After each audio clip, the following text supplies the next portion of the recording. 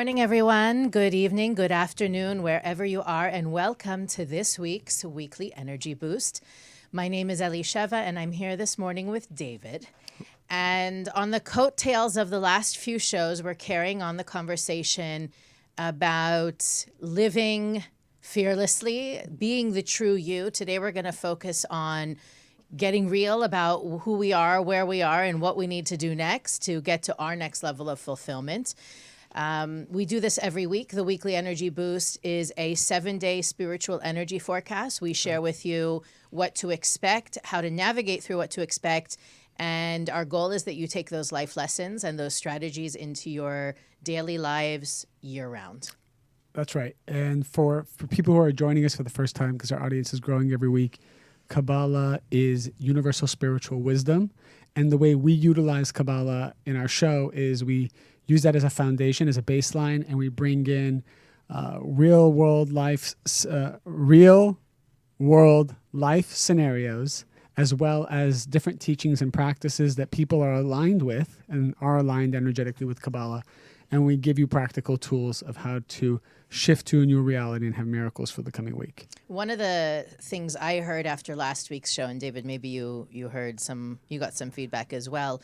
A lot of the comments, a lot of the emails, the conversations I had with different people who had listened to the show, they said that the idea of changing costumes, right? Having different personas that we embody, we take on in different areas of our lives really resonated with them, and they hadn't even really been aware of it. And that shows me that today's show is even more essential. Yeah. I was thinking about someone that I know who is literally like a barracuda at work, and no one can tell them what to do. Like they are large and in charge when it comes to the office business, managing their staff, their company, whatever.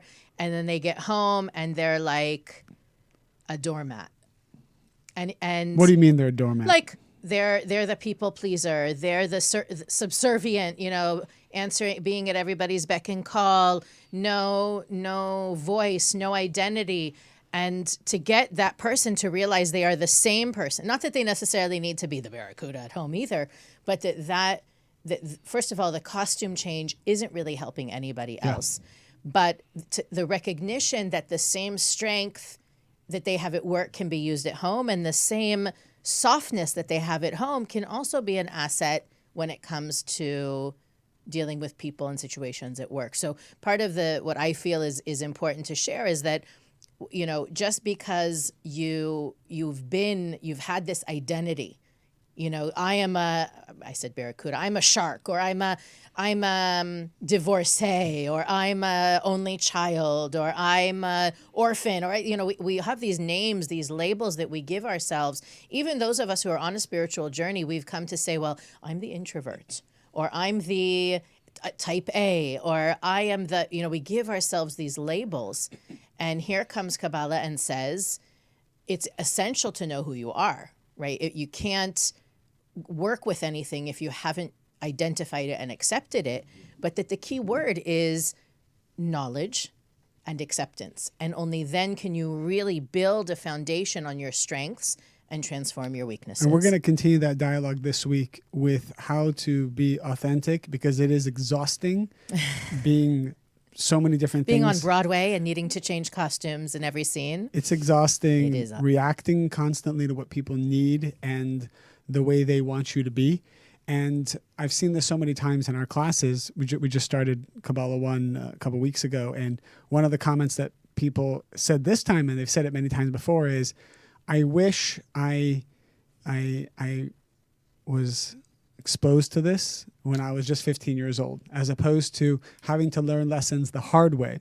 And one of the tools that we're going to give people today is how to achieve greater peace of mind, how to feel whole, how to have peace. Because it says that if you are not on a spiritual path, can you have happiness? I mean, yeah, you can have happiness, and you can have joy, and you can have moments in your life that are very fulfilling. But it says that the one thing you cannot have without spirituality is peace of mind, the ability to feel completely at peace. Even though, the kids may be, bless you, the kids may be, running around doing a battle cry, or there's bills to pay, the sink is stopped up, having a sense of having that peace of mind, being what's interesting is that in the writings of the Kabbalists, the way that the light force of the Creator is described is simple, right? There was a simple light that filled, the word isn't even the universe didn't exist, that filled everything, that permeated everything. That's right. And to me, that's always been a lesson about me. Like the quest of humanity is to be simple. The nature of the human being is to be complicated, is to complicate things, is to create drama or conspiracy theories, right? We're information junkies. But if the light is simple, and according to the wisdom of Kabbalah, we are here to be like that light. That's right. I need to be simple. And to me, as a person that could put on many costumes, has many roles, different responsibilities, different I could use the word title, right? I have many different titles on my resume. The thing that keeps me grounded is that quest for simplicity, that I want my insides and my outsides to be the same. How I behave and my feeling, what resonates with me, my frequency, to be both felt within and without. Let's give our audience some tools. And we are watching you live. As you are watching us live, we're watching you live. And put in the comments things that you're going through, challenges you may be having, questions that you have. Even if it's not related to exactly what we're saying, we will find a way to make it relate. And then, of course, like and share if you want to help broaden our audience. You may have just thought of somebody who's going through a very similar struggle, needing to be one person at home and one person at work, needing to put on a front for their boss or their in-laws, or where there's so many different iterations of that. That's right. That story. Tag them in the comments, send them the link, reach out to them. And of course, if you're listening on the podcast, rate and review so that we can reach even more. That's right. So let's give them a tool. Today, actually, energetically, there's a lot going on a much deeper level that we don't go into on this show because I think that would make the show years long. So you should know that the wisdom of Kabbalah is very deep, has so many layers to it. We study those layers, we go through them, and we give you the bottom line to take this week. Today, energetically, there is a power in the universe, cosmically, energetically, that each soul can connect to. And that power that exists is the ability to do what's called restriction, or letting go. And I'm going to explain that in a moment. So Kabbalah explains, as Elisheva shared, that there is a simple light in this universe, a simple energy. Many different faiths call it God or the Creator. You'll see that we call it the Creator or the light of the Creator. But there's a very simple light. And this light, it contains every answer you're looking for, every bit of fulfillment you're looking for. Your soulmate exists in this light. Peace of mind exists in this light. Financial abundance exists in this light. This light is available and it's always been revealed. So this light is there and it's already revealed, but we have concealed ourselves from the light. There's a curtain between us and this light, and therefore it's not revealed to us.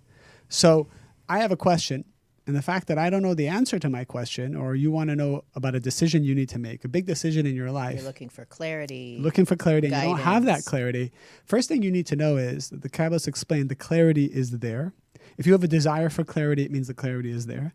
It just hasn't been revealed to you because of this spiritual curtain that needs to be removed. Kabbalah gives you the tools of how to remove that curtain. Nobody gave us these tools in elementary school or in high school. Nobody told us, how do you reveal answers? How do you earn a soulmate? How do you earn peace in the home or friendship? I digress. We have a school where you can learn that. Well, yeah, now we have... Here in Los Angeles, we have a school where these principles are woven throughout the day's curriculum. Yes, we have a small private school. David we keep it secret.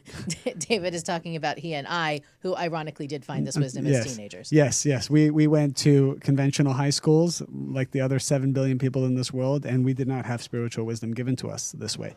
So going back to the story, how do I remove this curtain? And the bottom line tool, which has many branches to it, but the tool is called restriction. What is restriction? Restriction means, not suppression, restriction. Restriction means that a desire has overcome me, an impulse, a need to react has overcome me, and I let go at that moment because I am making a choice I will be the one who chooses in this world, and not the external forces are choosing or controlling me. So for example, you have a desire, something happened on the outside, a challenge occurred that's awakening some form of lack or fear in your life, and you want to respond to it. You want to fix it, you want to get rid of the pain, you want to defend yourself, whatever the situation is. Restriction means I pause and I take control. I'm not going to do something because the external is forcing me to do it. I need to now choose, become like the light of the Creator, be the cause, not the effect, and I'm now going to choose what is the right thing to do. That moment, is very subtle, but you're basically becoming authentic. At that moment, you are connecting to your soul, as opposed to your dog taking you for a walk and reacting to everyone in life, which is very draining. If you ever feel drained, it's because you are reacting and you're not choosing. That's the bottom line. Anytime I feel drained, or there's drama, or there's some form of chaos that I did not anticipate, it means that right before that, I was reactive. I was coming from a place of lack or fear. I was letting the outside control me, and I didn't take control. It's not about right or wrong or what people did. Like we want to rise above that. It's about the rules of the universe. Right. I had a situation over the weekend with my daughter who had an altercation with another 7-year-old. And she got upset and she was saying she doesn't want to go to the school anymore. She doesn't want to live in Los Angeles anymore. She wants to move away. So obviously this is a very exaggerated example. So of course I took her aside and we talked. The first thing I really said to her was, well, guess who's in charge of you now? This little girl. Very nice. This little girl is making you, aside from the fact that she's making you cry right now, she's making you stop playing with everybody else, she's making you want to live somewhere else. That's crazy, huh? Who is she? She's powerful, 7-year-old. Well, she might. I'd want to hire her. I'd want to hire. She's so. Oh, she may even be. My point is, and maybe you can look at that scenario and say, you know, poor little girl. She was emotional. I just want you to know, I would say 15 minutes later, she walked up to the little girl and she apologized. Oh, your daughter My did. daughter apologized. That's because she goes to that school. Well, and she has a mom like me, of course. But believe you me, we have many non-spiritual moments. My point in sharing it is look at that example and copy paste it to your life. There is someone, I promise each one of us has that someone or that scenario that makes us want to move house, want to quit job, want to divorce family, there's somebody in our lives that is that little 6-year-old girl that makes us want to, and that's the operative term there, makes us decide we don't like our family, we don't like our home, we don't like the city we live in, because dealing with them is so gosh darn uncomfortable. So our question for our audience is, who is controlling you? Who is controlling you emotionally? Who is controlling you physically? Who's forcing you to be a certain way, exist in a certain career? Is it your parents? Who's forcing you to date this person? Is it your wounded child that feels alone and this is the best that I'm going to get syndrome? Where are we being controlled? Because we need to examine that right now, because if that is the path that we continue on, the end result will always be chaos. You can even be with the right person, but if your approach to this right person is allowing them to control your thoughts, feelings, and emotions, you're always waiting for an apology. You're always waiting to be loved. You're always waiting for an answer. You're always waiting for them to change. You're always waiting for them to become spiritual. You're always waiting for them to, quote, get it. You're being controlled. Whenever you are waiting for someone to do something, you are losing your control, you're losing your power, you're losing your authenticity, and you're disconnecting yourself from the light of the Creator. You're thickening the curtain between you and the light. And this week's energy specifically, I think it's most potent today, Monday. If you're listening to the show, don't waste a second. But this entire week has the energy to reflect, to shine to us the true aspects of ourselves that need to be strengthened and the ones that can be transformed. And when we say transformed, right, I mean, I think that each one of us, I know that each one of us, if we're on planet Earth, there's still things that we can fix. Mm-hmm. And it's through, to me, learning this wisdom and navigating life using this wisdom is the same, is not different from let's say a farmer who needs to learn the weather trends and be able to pick the right day to plant seeds and the right day to till the soil and the right day to harvest, right? Where you can try to plant your seeds in the dead of winter with all your good intentions and your meditations and all the charity you've given and all the kindness you've shown the world. But if you're planting them in the dead of winter, they're not going to grow. So really one of the reasons we share this wisdom is so that, imagine if the 10, 15, 20, 50,000 people that hear this show every week are able to take advantage of the support, the energetic support of the universe, what kind of change we'll be able to create in the world. And of course, compound that by the millions, it's even better. I spoke to some people who are doing business, and it's all about product development with these guys. And one of the guys says, I want to create a product because I see this, my competitor came out with this product and it's doing really well. So I'm coming out with a product that's similar to this. You would think, okay, what's wrong with that, right? But the seed level intention of this is their thought, their desire isn't even to share. Their thought or desire is reacting to a competitor. There's a fear involved. Right. There's a fear of falling behind.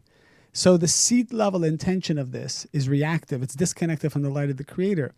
And as a result, will produce chaos. Now, maybe it will work. There may be initial success. There may be a long-term. The product might do very well. There might be a lot of wealth. But that wealth then comes with its chaos. So in Kabbalah, we're learning about how to connect to the underlying energy behind stuff. The physical results, I've seen a lot of people with physical results, but they don't have peace. They don't have internal peace. They're not sleeping well at night. And this is why we're all very familiar with the fact that when people make more money or they acquire more status or respect or fame or whatever it is, the reason why they have less peace inside and they have more anxiety sometimes is because those forces start to control them. And that's just how it is. When a person is poor, quote unquote, or doesn't have, it's a simple life because you have less things that can actually test you or control you. I'm not saying be poor, but as you grow, constantly ask yourself, every time you acquire something new, a relationship, status, financial, whatever, keep asking yourself, is this controlling me? Or am I choosing to connect to it? Am I choosing to go into work? Or is work forcing me to come in? Am I choosing to be in this relationship every day? Or am I kind of stuck in it? Am I choosing this home, this financial situation? Or am I just trying to keep up with the Joneses and I'm reacting to my environment, my competitors, and my society? So important that we constantly audit our lives. I think one of the most controlling, I'm going to call it a force because it's not a person. Yeah. One of the most controlling forces that we as human beings encounter is comfort. Yeah. That there is we make choices out based on a desire to stay comfortable, to play it safe, to not rock the boat, to not risk losing our comfort. And I see so many times in people's lives, they are looking for a lateral move, right? Mm-hmm. Something that will keep them coasting the way they are, rather than recognizing that any kind of increase, right, any kind of growth is going to require more something, right? Sometimes it's more compassion, sometimes it's more diligence, sometimes it's more efficiency, right? If we had a list, maybe we could go one by one and say, okay, well, this kind of growth requires this kind of shift. But the truth is, it's really individualistic. And part of this week's energy is asking us to do that. What in your life isn't in alignment with who you are? So if you have a huge desire to be successful, but you're also trying to stay comfortable, what needs to shift? If you know that you have love to give and care and kindness and room in your heart for someone else, but you're comfortable being single, what needs to change? And I want to encourage everybody to take some time, quiet time, maybe go to the park at lunchtime if you don't, find a way to take a break from your phone, demands, crazy, the external stimulus, and really ask yourself, what do I want? And what's in my way? Because even if you could say, well, my neighbor's in my way, at the end of the day, your neighbor is really there because the universe said, here's what you can push up against in order to create that next level. There's two communities of people that I think we're speaking to on a daily basis, and we all fall in these two communities. And I think we address one community more than we do the other. There's that one community, which is the one that's seeking the breakthrough, that is stuck wanting to break through, wanting to achieve something. I've actually noticed that there's another niche, another community of people that we haven't addressed so much, but I'm finding a lot of these types of people, and we're connecting to them. These are the people who, with or without Kabbalah, or any spirituality for that matter, they're achieving breakthroughs. They're gaining success in their own lives. They found a way. They find a way to hack the life algorithm, and they're achieving the things that they want. But this community of people, they don't have the tools of how to keep it, how to derive blessings from that which they achieved, and how to ensure they don't lose it. Right? So there's two worlds. And I think we need to really know, our audience needs to know we're speaking to both. And we're kind of constantly vacillate between the two. And we're giving wisdom for both. It's actually harder for that other community of people. Once you've achieved something, there's actually more chaos, potentially, more anxiety, more fear when you achieve something than before you break through. And I just wanted to really mention that and address that, because what we're learning here about taking back control and not letting your external control you is more relevant to someone who has achieved than to someone who hasn't. But what Elisheva is saying, one of the reasons why we don't achieve is because we're still holding on to our comfort is controlling us. Our wounds from the past. Or our fear of not being comfortable. Yeah, Maybe our fear that's of a not big being. one. That's a big one, because the number one thing in LA I see when I speak to people who live in LA, and they're still single, late into their 30s, the common denominator has been their need to be comfortable in their single life. And I know that they'll give me other reasons of why they think it's not working out, and they usually blame the poor quality dating pool of LA. Very poor quality. Very easy to It's blame amazing because the whole pool is complaining about the pool. Right. Which is very interesting. The kettle calling the pot kettle black. Totally. So the truth is, it all goes back to you believe that having a long-term committed relationship is more painful than being single. And that's the bottom line.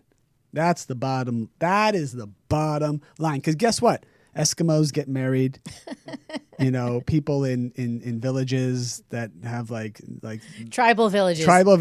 You know what? I think it's like 100% success rate in marriage. And their pool is a lot slimmer than the one in LA. It's so slim. It's probably their own family members, right.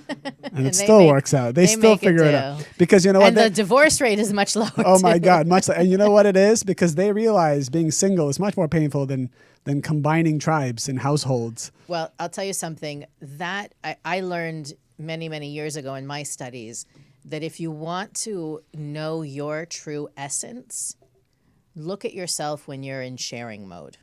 When you are the giver, that is when you are really expressing your true essence. So explain that. So, okay. At the very beginning, and if you haven't already taken the Kabbalah 1 course, whether in person or at Kabbalah 1, KabbalahOne.com, this is one of the most important concepts that we teach there, and one of the places where Kabbalah really diverts from the spiritual stream. And by the way, that discount is still available if you haven't taken Kabbalah 1 yet.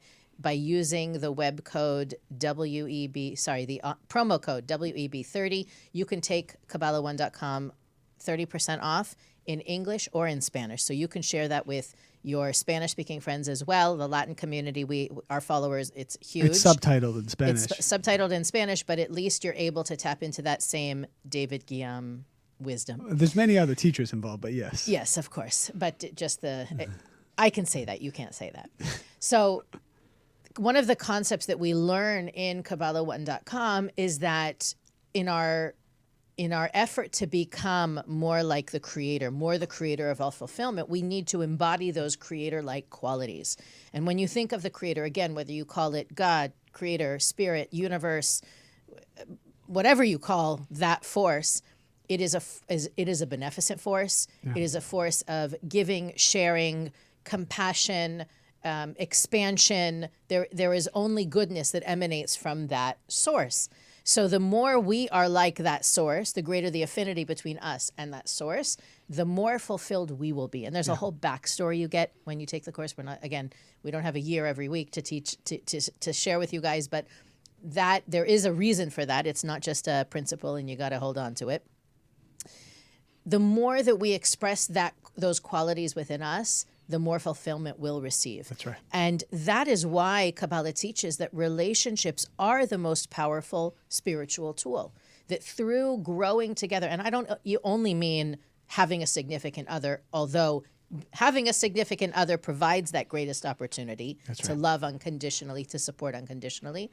When we are in sharing mode, and that sharing mode can be, again, with your significant other, it can be with your children, it can be with your community, it can be with your employees and your coworkers, it can be at a homeless shelter, it can be with the police force, and there is no restriction, there is no boundary for what that sharing can entail. But that's really when you are expressing your true essence. And to me, when I look back on the times that I've been in my sharing mode, not only have I been as happy as I could be in those moments, but I get to see what I'm truly capable of. That's really what's powerful about it in my eyes. I like to feel good. I'm sure everybody likes to feel good. And when you share, you feel good. But to know what I'm truly capable, it takes me outside of my comfort zone, beyond my norm, beyond what's typical for me. And I'm really able to see, kind of in the superhero-like way, what I'm really capable of. You bring up a great point, and I want to address this concept. We should have dedicated sessions for people who are single and people who are in relationships and people who are married.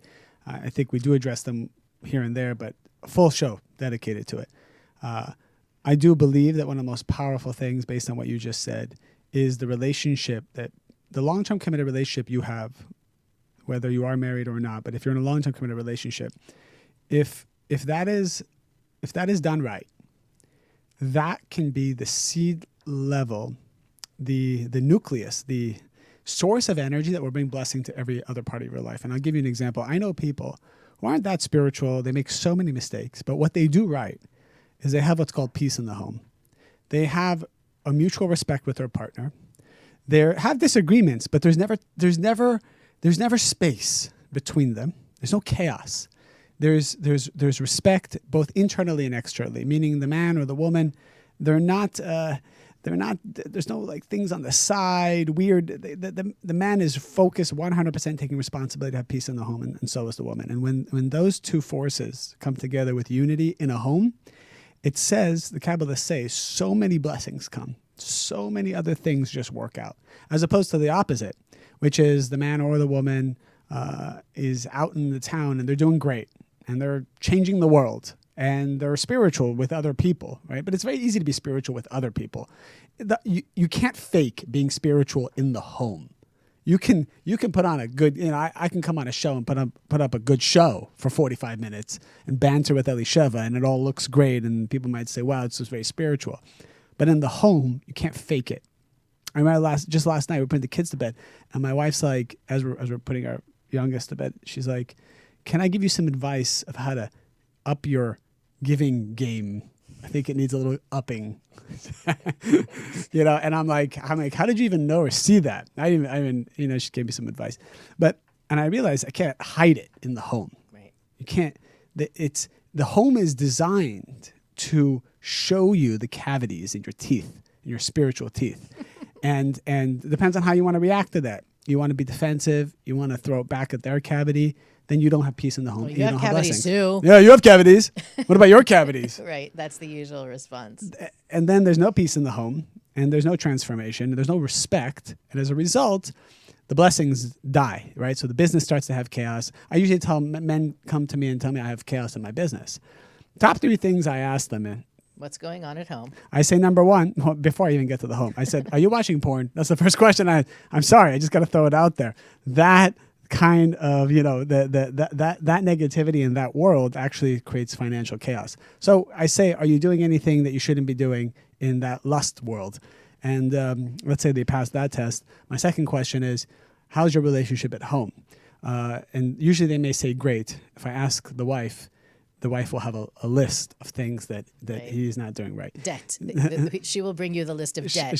He's like, what do you mean it's great? My wife is so happy. Right. And then I'm talking to her and she's like crying.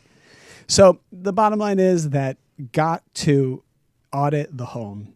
And I usually tell the guys, 80% of your spiritual work should be how to pray for, how to strengthen yourself, how to constantly get to the bottom of what your household is like.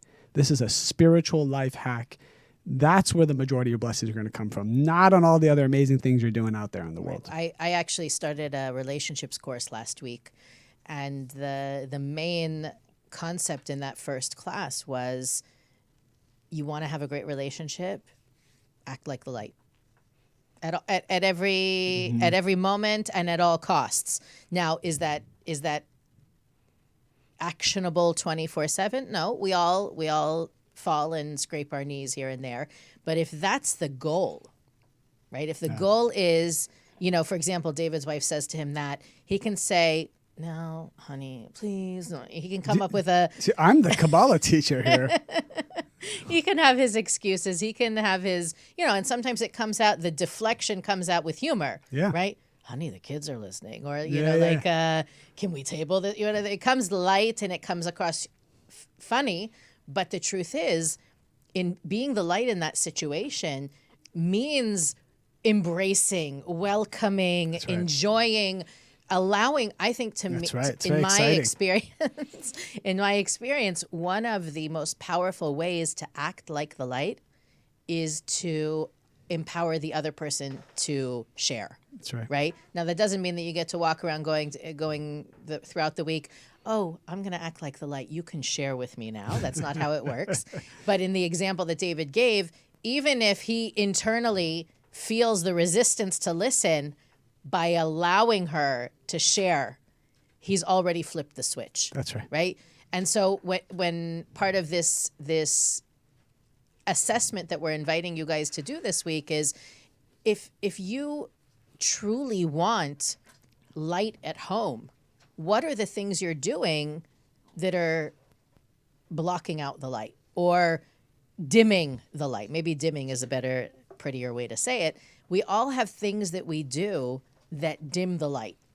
And in this particular week, I mean, on Friday, I was thinking about today's show, and I wrote down a list of things that you can do to help brighten, turn up the dimmer, so to speak. But part of that authenticity piece, part of that honesty piece that we have the advantage of this week means really seeing the forest for the trees, really understanding, you know what, I am insecure about my performance at home. I am worried about, am I a good parent? Am I a good spouse? Am I a good daughter? Am I a good sister? Am I, right? But the antidote, I guess maybe on a material level, we might look to people and say, how good a sister am I? How good a friend am I? How good a coworker am I? And look for, or you might even say, I'm the worst coworker. And then you wait so that somebody will jump in and say, oh, no, Mike, you are the best. What are you saying? And you get that like snack. You get that momentary rush of someone told me I'm the best or someone told me I'm worth it. But then 2 hours later, I'm feeling down on myself again and my insecurities are on fire, and I've got to call my mom, and my mom's going to tell me what a great daughter I am, or my husband's got to tell me how great dinner was last night. So part of that, it's not for the sake of, and this to me, I think is a very real aspect of the process of spirituality, is when you do focus in on the voice you hear inside, and that voice is negative, right? That happens many times, that you hear this judgmental person inside, you hear this fearful person inside. First of all, that voice is not you. That's right. That is the part of you. And again, Kabbalah1.com or the Kabbalah One course can explain it all constructively to you. But that understand that Kabbalah teaches you are the light force of the Creator in human form. Anything that is in contrast, anything that is opposite of that force isn't you and is there to be transformed. So you That's may right. have that fearful voice. That fearful voice is not you. That's right. And that's if you find that, let's say in your sharing, that fear comes up, it's because that by transforming that fear, you are going to find out who you really are, your true greatness. So don't shy away from the weaknesses, the faults, the things that maybe you're not proud about identifying, because in that darkness, right? Kabbalah teaches that darkness is only revealed from light. How would you know if there was light if there wasn't darkness? It's through that darkness that we can transform and reveal our true potential. That's beautiful. And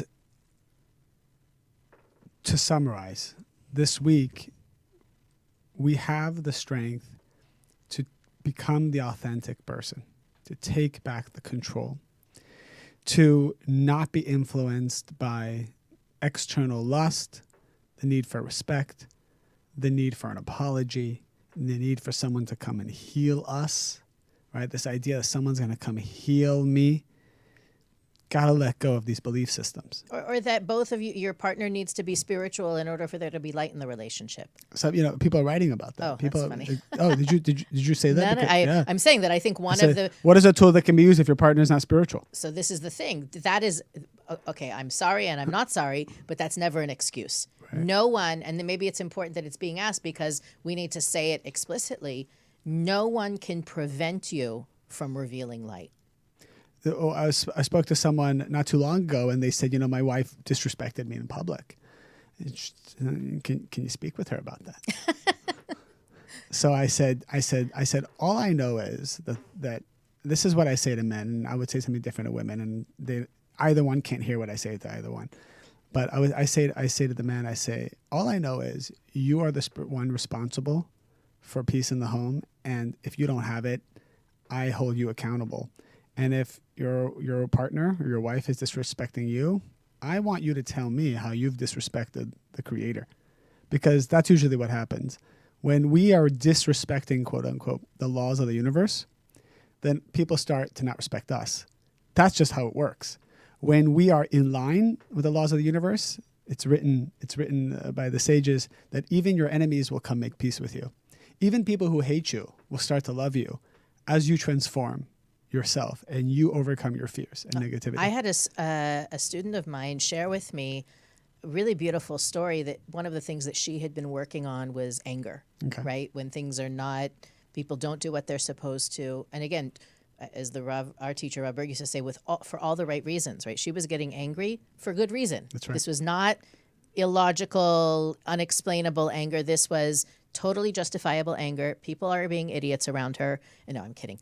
No, people were failing at what they committed to do. Things were not going, quote unquote, as they should or were supposed to. And she really made a concerted effort to work on that, to transform that. Fast forward, let's say, she committed to work on it, let's say a year later, and she did make strides, and she was able periodically to say, wow, that conversation, the old me would have gone ballistic. Mm-hmm. The new me really handled it well. I feel much more at peace. I'm not upset about what happened, even though that's not how, it was really remarkable. Fast forward a year, she went and spent some time with her family. And she came back and she told me it was the most unbelievable trip she ever took. Her dad's not angry anymore. What did she do differently? We had this whole conversation. She wasn't angry. She had worked on not being angry and had this, let's say, 2-week time with her dad, who was the king of anger. That's who she learned it from, quote unquote. And his charge, let's say if it was at a 20 before, it was at a 5 now. Yeah. And it was such a beautiful thing to see. First of all, psychologically, you could say, well, she learned to be angry from her dad, right? That's where she got it from. It was genetic. Kabbalah comes and says genetic is only because we incarnate together in groups. It's not because that's right. You got it came from the his same DNA. soul root. You came from the same soul root. Exactly, and we'll talk about that more actually in a couple of weeks, maybe. Yeah, next week I think.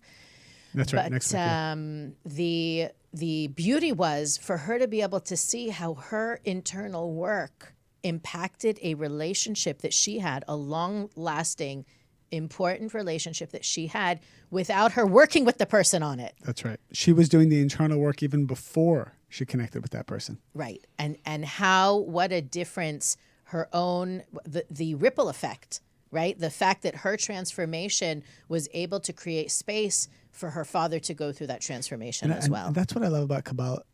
I personally don't like to deal with people. I mean, I don't know about you. Maybe it's just David's my generation. confession. This show is awesome. If I can avoid dealing with people, I prefer it, right?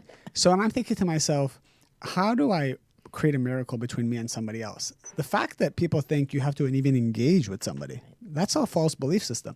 Kabbalah says 90% of your conflicts will be resolved just by you dealing with you. And you looking within yourself and taking personal responsibility. And I love that. Can you say that again? Because that is basically, we can leave now. That's it. The Aquarius in me doesn't want to do it. Not about you. Don't make it about you. All right. I'm just saying. All of us. I don't like to deal with people. Therefore, what I like about the wisdom of Kabbalah is that it really teaches me, if I have a conflict with someone, 95% of the time I can resolve it by taking a couple hours of my own day, self-reflecting, what spiritual cavity inside my soul is causing this quote unquote enemy against me, finding ways to transform it, utilizing the tools we've learned in Kabbalah to make that change. A couple of days later, there's no more separation between me and the person. It is foolproof. I have used it myself, so not because I don't like people. I love people, but I don't love confrontation. So this for me is a really great way to avoid confrontation. Who am I really? Nobody likes confrontation unless you get off of it. Get off on it. Nobody likes true. it. But the real confrontation is with the self. That's right. How can I take responsibility? Where are my worries, needs, fears, insecurities getting in the way? And I can think of working with spiritual communities. Like you said, the husband comes to you and says, my wife disrespected me. I have had innumerable instances where one person from our spiritual community comes up and says, so-and-so's doing this. You need to talk to them. Or can you come mediate a conversation between the two of us? And there is no mediation like quiet time with yourself where you figure out what you could have done differently. I put them in a timeout. Yeah, it is. It's like a spiritual. Cancel the coffee date. You don't need it if you do the work you need to do.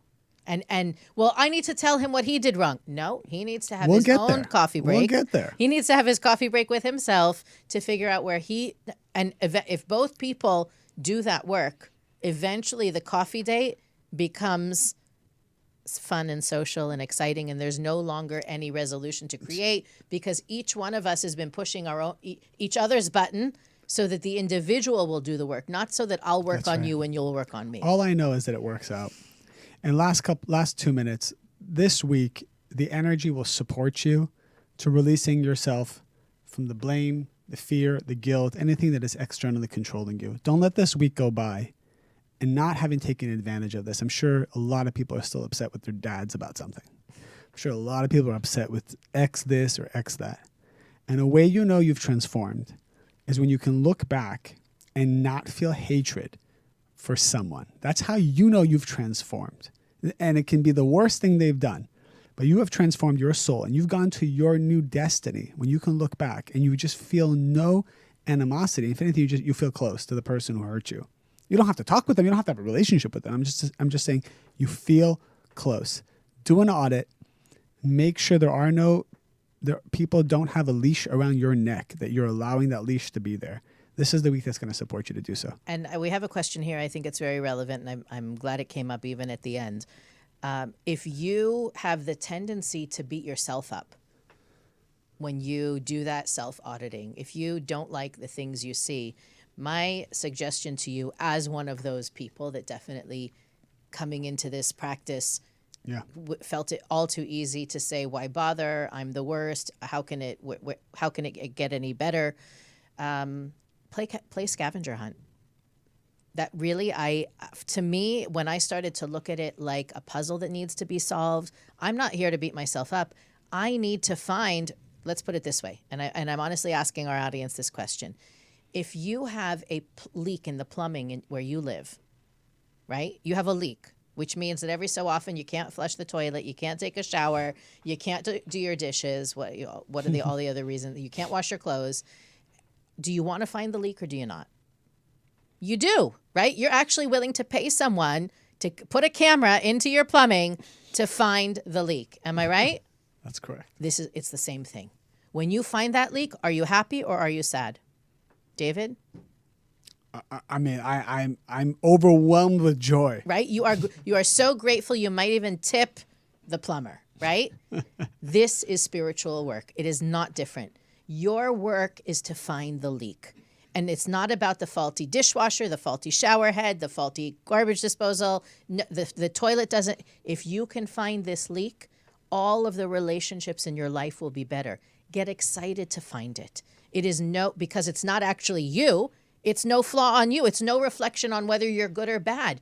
It's a scavenger hunt. If you find it, you get to turn it in. You get to transform it. You get to elevate with it, and it becomes a gift. Nice. So don't shy away from it because you go to that place of beating yourself up. Beating yourself up is not spiritual.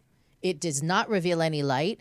There is no value in that process. Instead, get excited. The more you find, the more you can transform, the more light you can reveal. And I just want to say, somebody mentioned the Rethink Love book by Monica. So let's buy next week. It's also Valentine's. I didn't realize it. And this is not a plug. This is just came up for me now. Let's buy next week. See if we can get a promo code for our audience. Anything you guys want to learn about or to know, or their services at the Kabbalah Center or classes that you want us to talk about or to be able to give a discount through our show, let us know. I think once we did it for astrology readings and we sold out, and that was wonderful. Just let us know privately or in the comments. We'll get something for you for Rethink Love because I think it's launching next week. And also, I just do want to say, Elisheva nicely plugs the Kabbalah One masterclass that the teachers at the Kabbalah Center did. I just want to say, because all the money is going to charity, I do want to say that if anyone around the world who takes this masterclass, I know sometimes it's a stretch, right? Whatever it is, $100, $150. If you do not have a phenomenal experience, you just message me. I'm going to pay for your class. I say this to everybody who takes it. I will pay for your class. Just message me. Don't even worry about it. I don't want money to be a reason why people don't take the plunge and take it. I've even told my advanced students who have been in Kabbalah for 10 years plus, I say, this course is so deep. Take it. It's going to change your life. It's so well done. I haven't heard complaints about it really at all. So if you take it, if you don't have a life-changing experience, it's on me. We appreciate that, David, on behalf of all of our listeners.